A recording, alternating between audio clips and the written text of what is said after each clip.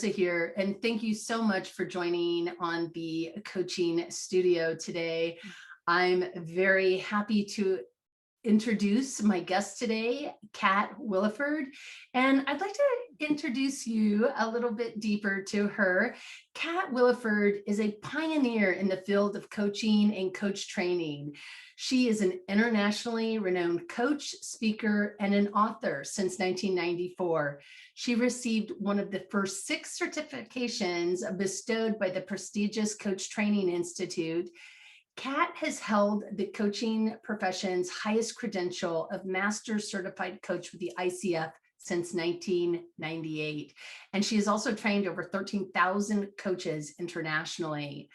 A born and bred Texan, Cat's willingness to tell it as straight as a shot of tequila is part of her charm. She has supported thousands of women to move from debilitating self-criticism, fear, and really so-so results into experiencing outrageous levels of self-acceptance and authentic confidence, success on their terms.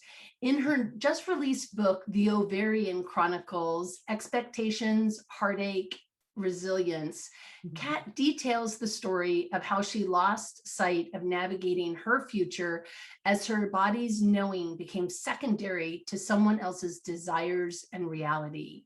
Her vulnerability and honesty gives women permission to get real, forgive, heal, and recover their own resilience.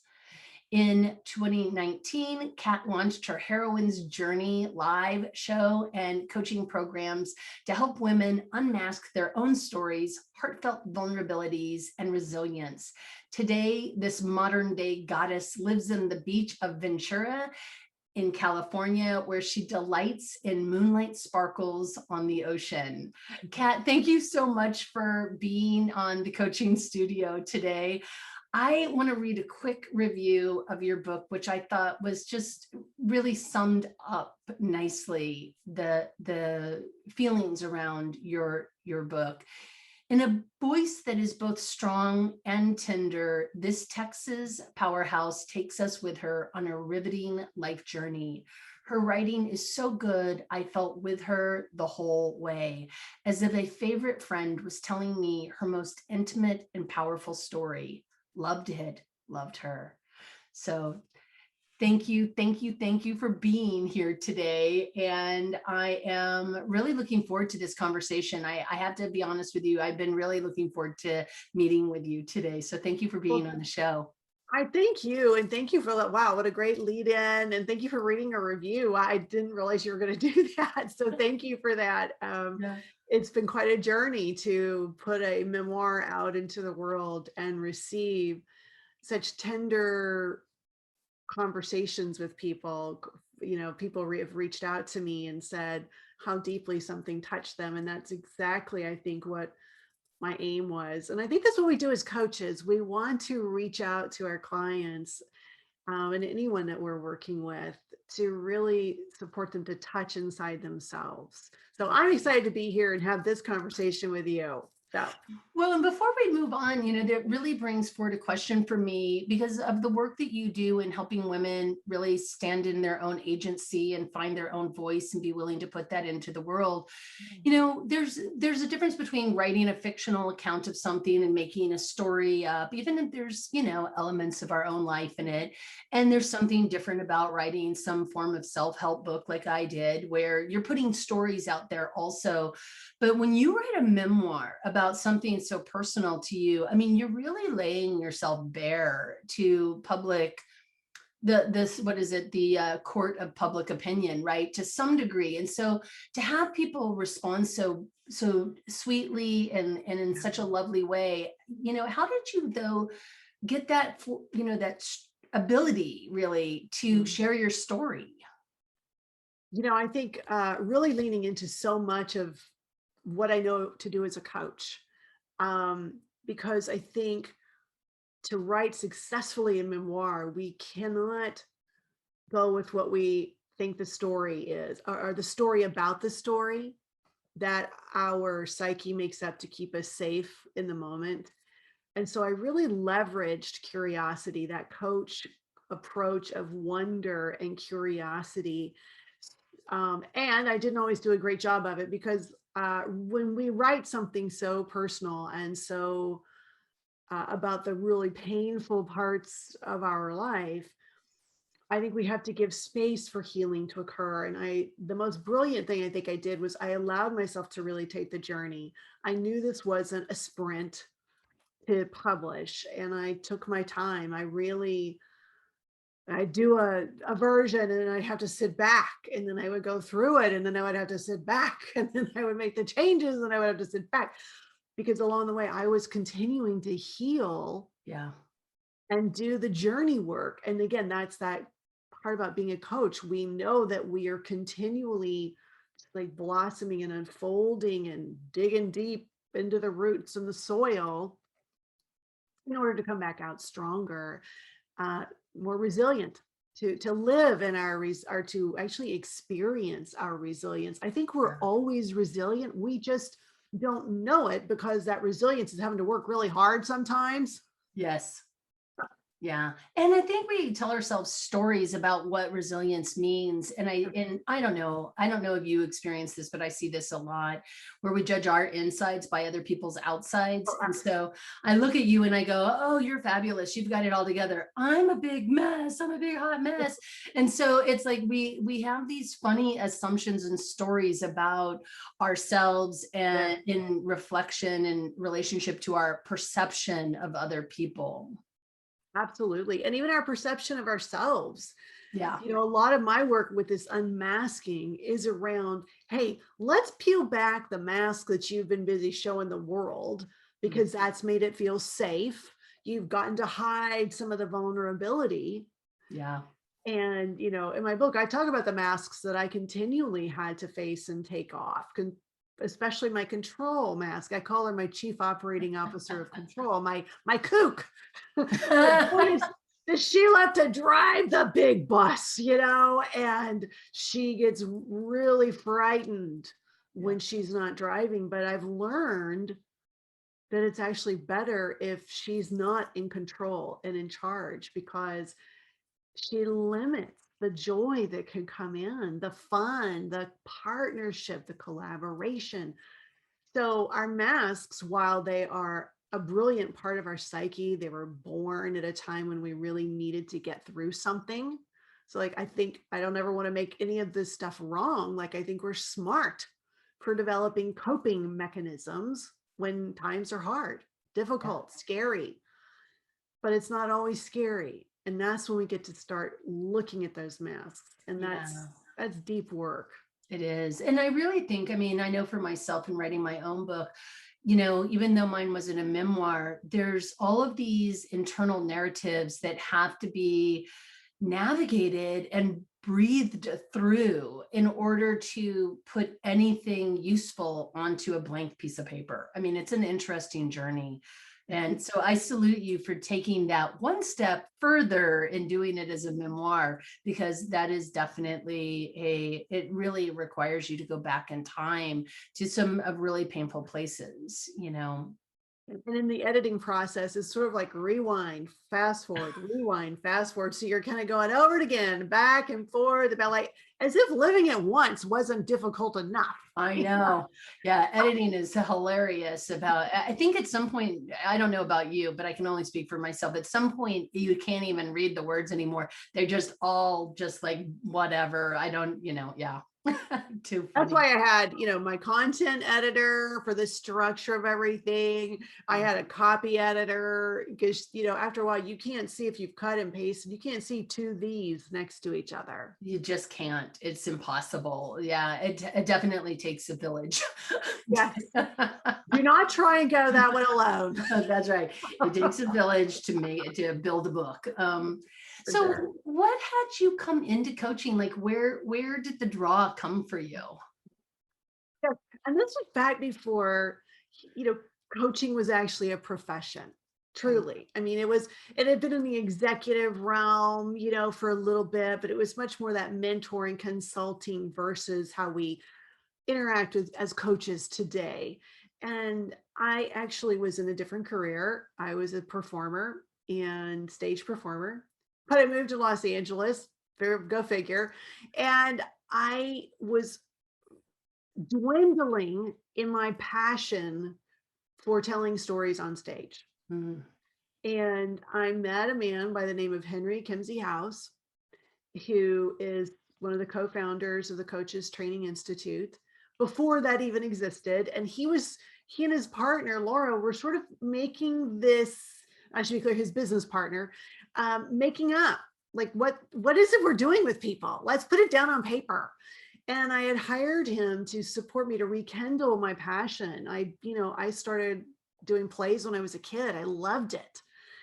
And I hired him to help me rekindle that passion, which is why so many of our clients come to us. Mm-hmm. They've lost that love and feeling, on lyrics go. So I hired him. Had no idea what to expect. But after a couple of months of working with him, I just said to him, Henry, I naturally do for everybody in my life what you're supporting me to do. Like, even if I'm the youngest one backstage, people are coming to me and we're having these deep conversations and I'm pointing them into themselves. And he said, well, we've decided to do a workshop. You want to come on up and do a workshop? I'm like, yeah, I want to learn more about this. This is so cool. And I really thought where I would take it was supporting actors to maintain some dignity in the audition process, because there's not a lot of not it. a lot there. Not a lot there. And I think that's what had killed my joy, quite honestly. But I started walking in completely authentic. I knew who I was. I knew the character was. And when I heard, can you dumb her down? I was like, nope, can't do that. I just stopped playing the game. But very quickly, I realized how much I loved working with people in this way. And what I noticed is there's a lot of people from the creative arts who became coaches early on. And I think there's just this natural curiosity about humanity, about humans behavior, thinking, the emotions. And so to me, it makes perfect sense. That people are like, oh, that doesn't make any sense at all. I'm like, but it makes perfect sense. It's storytelling. We're just now looking at what is the old story that you don't want to be living anymore, our client. What's the new story to step into? So it's all that, vision that we do with as coaches to bring people into their future that they're wanting to live into.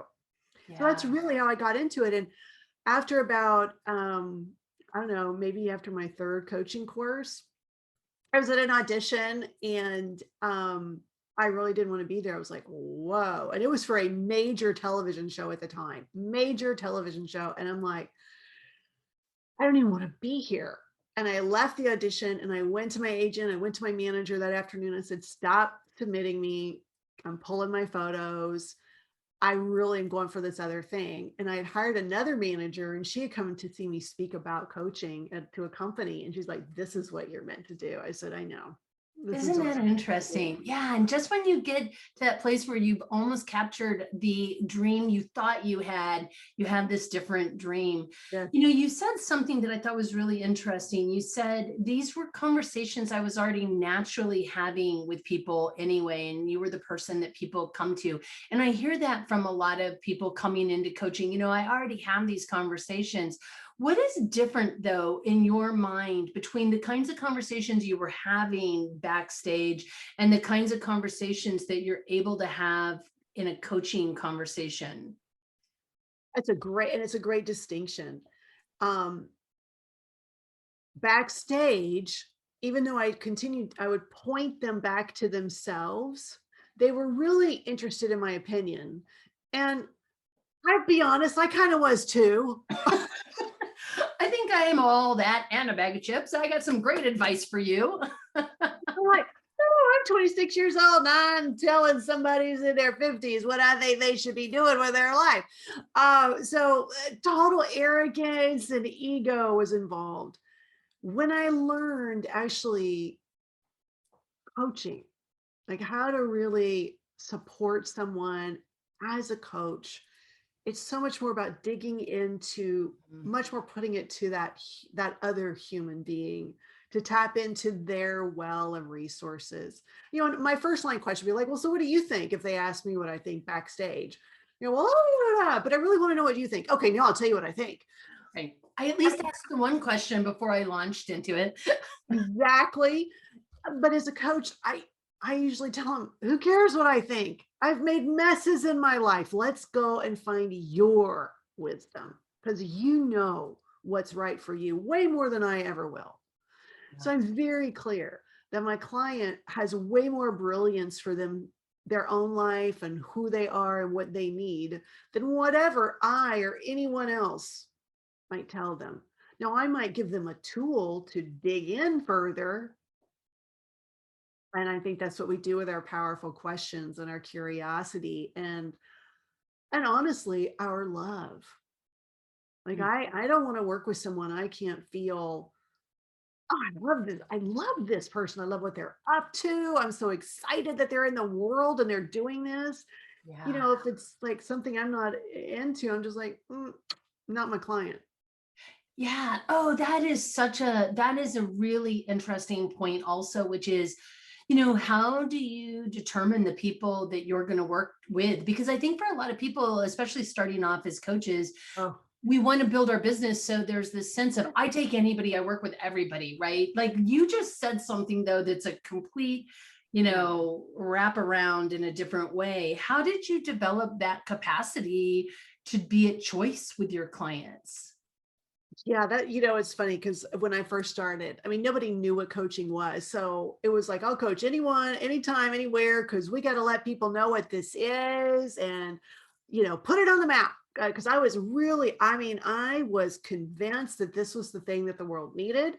I was going to start help bring it. I loved the pioneering aspect of that. I felt like, oh, I got my covered wagon here.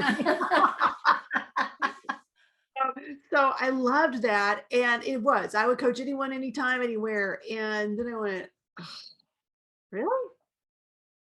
I'm tired. I don't want to coach on Saturdays. I'm going to coach at night." And so I started structuring that physical part. Mhm. And then I had this experience where, because I was doing a lot of speaking. So that's one way I built my business.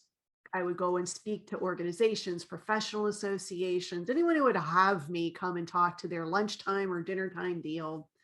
And I was really good at it because I had the performing background. I knew how to act one, act two, act three. I knew what needed to happen, put it in workshop format. And a woman hired me to support her in developing speeches because she was going to be running for political office. Back in my history, there's a lot of politicians in my family. I was so stoked, and I was very engaged in activism and all of this. And so I was so excited. I was like, yes, I'm gonna da, da, da, da. And then I got in there with what her content was. And let's just say we were 180 Ah. on the political spectrum. So after I went and saw one of her speeches that I had helped her do, I said, I have to give you your money back. I cannot support what you're saying. Doesn't resonate for me. Doesn't, in fact, I'm the exact opposite. So I gave her all of her money back, even for the work I had prior to. I just didn't want any upset with it. Just like, so that's one tip I would share. Don't spend the money all at once. Keep it in your savings account, y'all. Pay yourself what you need. Don't go through it. So anyway, I returned all that money and I went, all right, so let's think about this. And this is still very early on in the coaching world. This is like 1996. I sat down and I wrote down what my parameters were for working with people. And, it's definitely in the competencies of our professional association. Do not try and coach someone you cannot get behind and support. That is unethical. Do not do it. And so, and that's when the competencies were being written, and it was good timing for sure. So there's really this, I would suggest to anyone, if you can't feel it in your heart in a chemistry session or a sample session, whatever you're calling it, you don't try and coach that person, because it will not feel good and you will not be at your best as a coach. And that for me, really blows at the end of the day. If I don't feel that I've given my all because I'm 100% in to what this person, who this person is and what they're up to. Yeah. And it's not to say that these people are wrong or bad. They get to have whatever they need or want in their life. It just, if I can't align, just like I'm not going to go be friends with somebody I can't align with. So why would I want to, in our own business, Right. why would we want to bring that energy in? Well, and to your point, there is a cost to looking at your calendar and going, yeah, I got to work with them today. Like, that's not the place I want to be in my life, right? Yes. And I think there's this other piece that I think is so important that you're really bringing forward too, which is, you know, there's a reciprocity and a cost and an integrity in how we show up with people. And if I can't show up 100% authentically with you, there's no way I can do you the service you need. And so like she needed a coach who could be of service to her. That's right. You needed a client you could be of service to. Absolutely. And even in chemistry sessions, you know, I've had chemistry sessions where they were referrals from clients where, I mean, we lit it on fire. We were so great together for them. Mm-hmm. And those are the ones that you're like, I feel so bad. Like I can't coach this person. There was like, seriously, I was in a chemistry session with someone of great, like one of my favorite clients, the referral, you would have thought it would have been 100%. And within 10 minutes, I said, I don't think this is a match. And he said, oh, thank God, me neither. So we're doing them a favor to actually call it. Yeah. And it takes some courage to do that. And we've got to know who we are. Right. Because I had another referral, a beautiful woman I had worked with referred someone to me. And this person said, well, I'm only interested in upping my sales game and da-da-da-da-da, just very, and she said, I don't go in for any of that woo-woo touchy-feely stuff. Okay, well, look behind me. You can kind of see some crystals. I got a jester. If I move the camera up, you'd see drums and chalices and magic wands. So you basically are a bit woo. A bit. And so I said to her, I said, well, sweetheart, I am the queen of woo-woo. So I'm not your coach. Let's go find you. I said, I've got a great Rolodex of straight up business coaches. Let me give you their names. So that would be a tip I would share with people who are developing their coaching practice. Mm-hmm. Have a bench of people around you that you can refer to, mm-hmm. and let them know that you're different. Like my business developing coaches, they send me their woo people all the time. Like, I don't even know what to do with this person. You need to talk to them. You know? That's right. They want to go places I'm not interested in. Exactly. They want a guided visualization, whatever. That's not what I do. I'm like, send them my way. Yeah. You know, and I think that's a really important point also, which is the collaborative element of being an entrepreneur. I think that there's a story that says, and I think I can't speak for any other country, but I mean, I think certainly the United States, and I really can't speak for the United States either, but I'm at least in the United States, so I'm going to give it a go.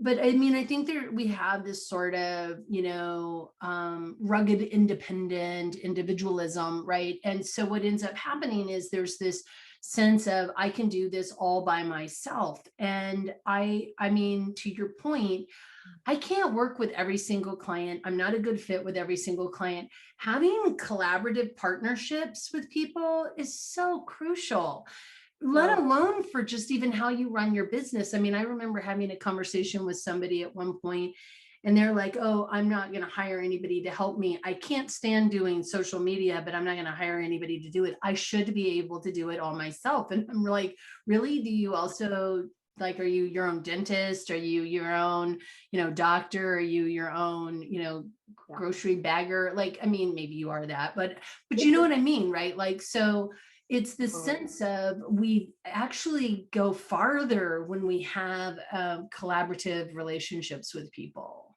I could not agree with you more, and I will freely admit, I wore what I call the lone wolf mask for a long time. Mm-hmm. And it is that rugged, ideal of the westward ho, and all of this. And I grew up in Texas, so oh my, there's even more of that, ruggedy independence. And but my gosh, why do we want to make things harder for ourselves is the question. So Yeah. man, when I took that lone wolf mask off, I have to tell you something. When I hired my first VA, I was terrified. I Yeah. thought, oh my God, what if something happens and that part of my business plummets, and I've just committed to paying this person, for a year, this amount of money, and da da da da da. I was sleepless for Mm. like 2 weeks. But the side bit of it was I lost a lot of weight, and this worry, but that's not the way to, drop a few pounds is Well, not the worry. if you're going to have a bad outcome, that's not such a bad Right. one, I guess. So, but I realized, and here's the crazy thing, right after I had hired her and got her rolling, something did happen in the background of my life where I had to literally be gone for a month to tend to some family matters. She kept things running. She kept things running. She kept things running. I Right. didn't just disappear from my business. She was doing some social media posting for me. She was doing various things. Now, she was kind of like a generalist, and I taught, she was a young gal, so she already knew a lot of that stuff that I had no clue on. But I'd also hired someone to specifically take care of my email campaigns. And then I hired, so now I have this huge team. Hmm. And which allows me to do what I'm really good at. Yes. So that's a huge tip I would share with people who are developing their business. Yes, it is like, am I going to make it? But as soon as you do, business expands. It can't help but, because all of a sudden you've said to the universe, I'm more available. Hmm. Send me more people that I can really serve. And guess what? That's usually what happens some way, somehow. It may not look like what you think it's going to look like, and that's okay. Say yes to the opportunities that are presented. Yes. Say yes to the opportunities that are presented, and go along with others, right? There's that, I don't know where the story comes from, but if you want to go fast, go alone. If you want to go far, go together, right? And so, Sure.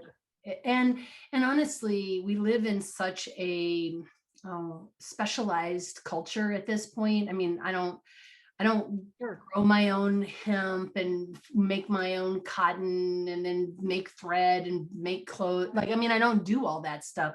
We're specialized. So hiring people who are specialized makes brilliant sense to me. It makes perfect sense. And, you know, along with having, the team around you to support you, Hmm. and having the bench of, colleagues who have sweet spots that is not your sweet spot. I think, the thing to really be clear on also as coaches is we're not therapists. Right. So have a few of those therapists that you trust and know and have, connected with, and can feel like they've got a good, you would feel comfortable sharing their name with somebody who you really feel would be better served in that, with that support versus what you as a coach can offer. And that's not to say as a coach we don't offer some therapeutic moments, cathartic therapeutic moments, but it's a whole different animal. Like, I mean, as you know. Right. It is not the same thing. I mean, there's a level of container and safety that goes into therapy that a coach is working with somebody who's really okay, right? They're just looking at moving forward versus, a therapist who's maybe really working with a lot of trauma and needs to be really Right. trauma informed. Yes. When you think about your own experience in life and sort of where you are now, how has coaching impacted you as a human being? It's impacted me in every way. I mean, I'm so clear on boundaries. Um, and I'm so clear on what is okay and what is not okay. Mhm. I've learned to be like really, really clear. And I think there's a generosity of spirit we offer ourselves as coaches once we really kind of get in there, and we're not, I mean, we can certainly still be hard on ourselves. I have saboteur voices that pop up all the time. My masks arise at certain situations that, just have a trigger point to them. I'm so much more aware. And I don't take the full downward spiral because I am aware and I feel it really quickly. Like, oh, look, that's that again. Okay. So I don't have to take the full drama journey over things. But I think I'm going to go back to curiosity. That curiosity has supported all of my relationships to not take things so personally. If someone is having an off day and they yell, I don't go, oh, I did something wrong. Why are they yelling? I'm like, oh man, they must be having a rotten day. I don't assume it's about me. Right. There's that. Well, and that's that deep work you're talking about, right? Which is, I think good coaches have done good coach work, right? Like you don't become a good coach in a vacuum of just expertise around coaching. There's this evolution that seems to happen where you evolve yourself as a human being. Absolutely. And, we don't have to be taking the same personal journey that our clients are taking. We need to have done our journey work. Exactly. Yeah. Our exhuming, our forgiveness work, our whatever is ours to peel, that whatever our onion is. And it's an unending journey, and I think one of the things I'm the most grateful for in terms of being a coach and all that I've learned is I know I'll never be done. I will continue to grow and learn. I will continue to say, ooh, I'm going to go take that course. That sounds really fascinating. I'm not ever going to be done. And I love that. And I think that's important for all of us. If we're inviting other people to grow and learn and stretch themselves, I better darn well be growing and stretching myself in some capacity, whether it's I'm going to return to playing the piano and I'm going to really devote myself to it. That's stretching yourself, growing yourself. So it doesn't all have to be, like, I'm going to go tear my soul open again and look at it again, one more time to make sure it's okay. Yes. Like you could be stretching your range with, oh, I'm going to go take a French cooking class. Like be engaged in your expansion somehow, some way. Yeah. And I love that. Yeah. It doesn't have to be soul rending. It can actually be enjoyable, right? Like you can choose things to expand yourself with, and it's interesting too, because I don't know if you have this experience, and if you don't, well, I'll be curious about that too. But I talk to a lot of people and they're like, I want to get my MCC so that I can finally, get there. And it's like, I have this sense of the MCC is not like it's a mile marker, nothing more, right? How do you see, I mean, you got your MCC a long time ago. I mean, if you had just stopped at your MCC with any coaching development or growth and development, what do you think would have happened? I probably would still be, I know, like the scream, I still wouldn't be in business. I don't think I would still be in business if I hadn't continued to develop and grow, because what I learned in the 90s for coaching was the starting point. Mm-hmm. And how much the coaching profession has evolved so beautifully, because it is about development. And clients coming in today are much more sophisticated and savvy and they've probably had some kind of coaching of some sort through an organization, perhaps. So the market has continued to evolve in its sophistication. Therefore, we have to continue to grow and evolve. Like the skill level I had when I got my MCC in 1998 is it. So what, I did 20, 24, 20, 23 more years. We don't have to count them. We don't have to count. I need a calculator, y'all. So, we can't help but exponentially grow And that's true whether you are a CPA 4 years in or 24 years in. You've got the subtlety, you've got more of the nuance, you've got more of the intent of something versus the letter of the law of it. Like there's a big thing in coaching, don't ask why questions. And yeah, pretty good general rule. Yet there are certain times when the why question can just like pop a client wide open. But you won't know that until you have coached for years. Yeah.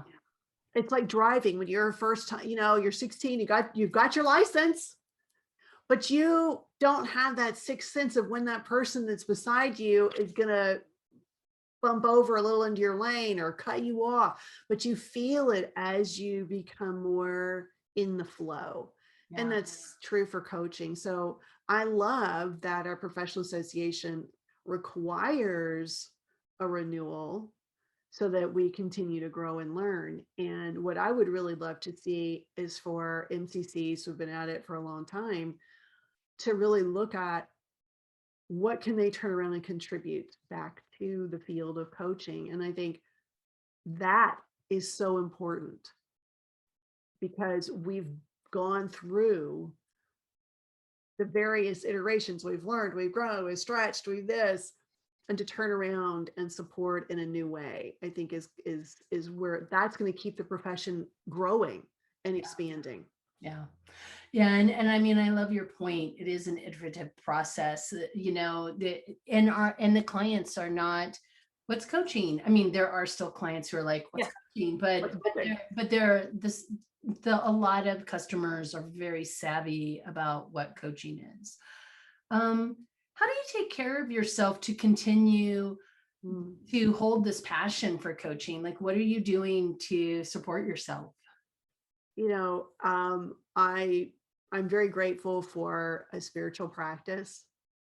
I don't care what it is, and you don't even have to call it that, just something that is grounding to you. Like I've got what I call my morning groove, where I do some meditation, I come in and I get my coffee, I come back out and I do some journaling. As I'm drinking my coffee, I set daily intentions for myself experientially, not just like the task list. Like that doesn't even go in my journal on the system that I've created actually for myself and my clients. What's an example of an experiential intention? So it's funny, when I started doing this for myself about 5 years ago, what I saw was a repetition of certain words that I really wanted to highlight. And so I literally every day I set my intention. I choose to experience ease, flow, and spaciousness. That's an experience I want to have every day. I don't like feeling jammed and rushed and all of that. Does not serve me, does not serve my clients. So I set that intention every day. And then I set three experiential every single day. And another one usually, sometimes it sounds like love. I want to experience love. I don't want to forget that. I want to experience it. I want to receive it. I want to share it consciously. Sometimes it's physical health. If I've drifted a little bit, I had a little too many margaritas over the weekend, and I bring physical health back into my experience, Yeah. And setting those experiences up for ourselves helps us make different decisions during the day. Oh, wait, if I'm honoring ease, flow, and spaciousness, yeah, I'm not going to tuck that extra client in. Nope, not doing it. Right. I have half-hour buffers between everything I do.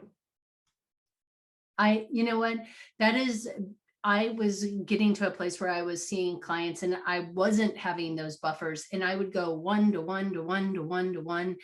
And frankly, when I was younger, I could do that better because I did that in my therapy practice. Yeah. I'd have like a 10-minute buffer between clients. But honestly, at this point, I relish those 30-minute buffers between people because it gives me that time to like pet the dog or lay down on the floor and breathe or whatever it is that I need to do to really sort of generate what I need to be fully present with another human being. Because I think that's the other piece, right? How are we fully present with somebody else when we're like in our head on a habit trail? Absolutely. Absolutely. Yeah. I used to do a lot of running, and then I've had several foot injuries. Oh, like breaking my foot while running. So I've stopped. But Hmm. now I will flip on great music at the end of the day. And I have these, they're called dance sneakers by Capizio.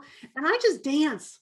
Yeah. If I can't get outside because it's a little dark, or, I live on the beach, it's a little foggy, and I'm, kind of a weather snob, it's got to be just right. I'm kidding. But, I will just throw on some music and I'll dance. So I think daily movement is so key for all of us, especially, we're all on Zoom these days, and the screen is like, we're just attached to it, whether it's our computer or mobile device, whatever. So just like moving away from that. And, it's almost like that, those breaks, whether you decide 30 minutes, 20, whatever, it's kind of like mental floss, It is. like we're flossing out the old whatever. We got to just like put that aside. We love that client. That's their stuff. Let me come to the neutral space within me. Yes. To be really open and present to wherever this client, this next person is wanting to go. Yeah. And I think that's the best way to be useful to other human beings, is to have taken care of yourself. Plus, it's that the irony of what often we are talking to clients about around, life balance, right? And then we're like, right. I wrote a book about it because I got so off track. Oh yeah, that's right. So as we're coming to a close here, I just really, what are you up to today that you would really like to share with the listeners? What are you busy with? So I'm busy with a couple of things that are really exciting me. I've had the Your Heroine's Journey live show for a couple of years now, and I usually do a retreat, but not doing retreats right now. So I've taken my retreat and I've expanded it into a 6-month coaching program for women. And I'm totally excited about this because it's like it gets to go even deeper. And I am a deep diver, and my clients are deep divers. So I'm so excited about this. That's going to be coming out.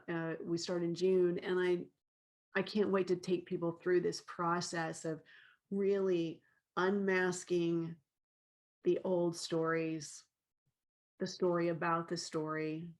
Because, whatever happened way back when, we've made up tons of stories about it, about We've all done that ourselves. also, haven't we?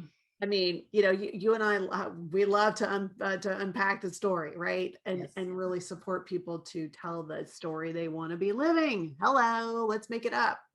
So I'm totally excited about that. And I'm totally excited that my book seems to be doing so well. And I was the book pick of a large organization for July for their book club. And I'm just so excited for That's that. brilliant. Well, and I will have in the details below the podcast, I will have links to your website and links to your book on Amazon, and get that out there. Cat, thank you so much for being here today with me and sharing your wisdom and perspective. Yeah, I really, if anything I said can help someone, I'm just thrilled by that. And I thank you, because really, I feel like you are doing an amazing, like a seva, as they say in the Hindu tradition, like an act of grace, like graceful service to those coaches, to all of us, whether we're MCCs, PCCs, ACCs, just starting on the journey. Mhm. Hearing other people's stories is so powerful and rich. They can inspire us, they can guide us, they can, kind of like be, I don't know, bumpers somehow. Yeah. And so I really appreciate what you were up to in speaking to the people who have been at this for a while. Just, I can't wait to listen to what other people have had to say too. I know some of the people that you've interviewed and are going to interview, and I can't wait to hear what they have to say too. So thank you so much. Absolutely welcome. And thank you so much for being here today. My pleasure.